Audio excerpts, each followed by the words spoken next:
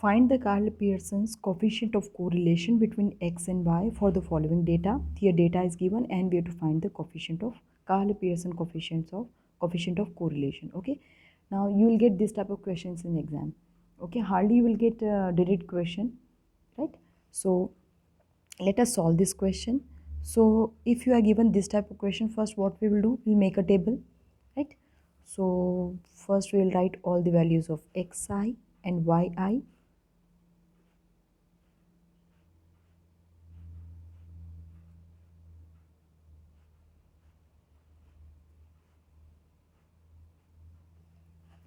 Okay, now here what we will do now, we'll try to here the numbers are also not too large, but still we can simplify.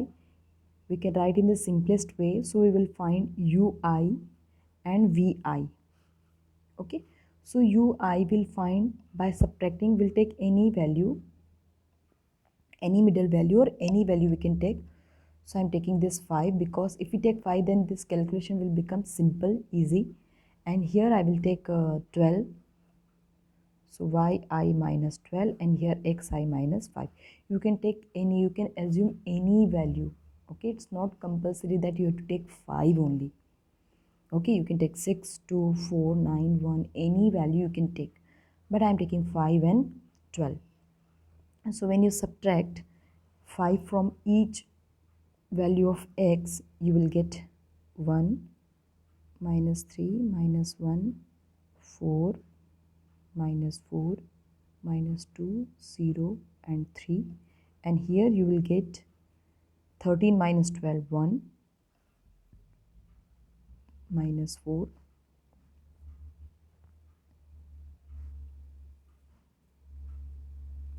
so ui and vi.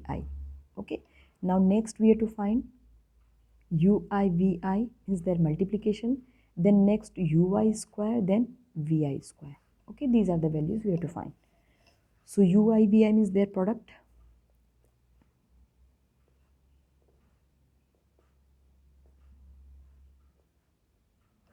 Ui square means this square of this line.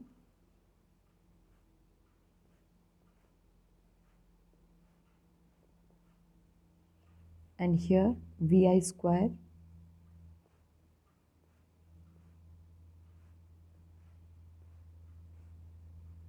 Okay, now we have to find their sums.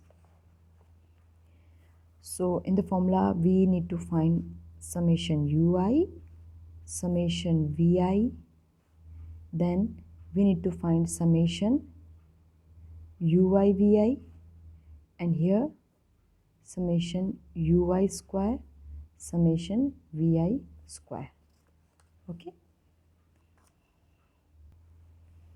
so these are the sum. Summation ui is minus 2, summation vi is minus 2, summation ui vi is 53, summation ui square is 56, summation vi square is 56. Now we will write our formula, and here the value of n is 1, 2, 3, 4, 5, 6, 7, 8. Here the value of n is 8.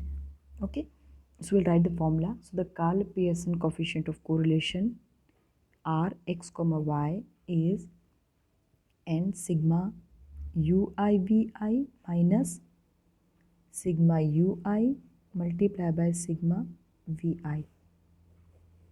whole upon root n sigma ui square minus sigma ui the whole square and sigma vi square minus sigma vi the whole square.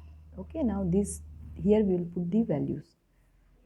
So n is 8, sigma ui vi is 53 minus sigma ui is minus 2, sigma vi is also minus 2,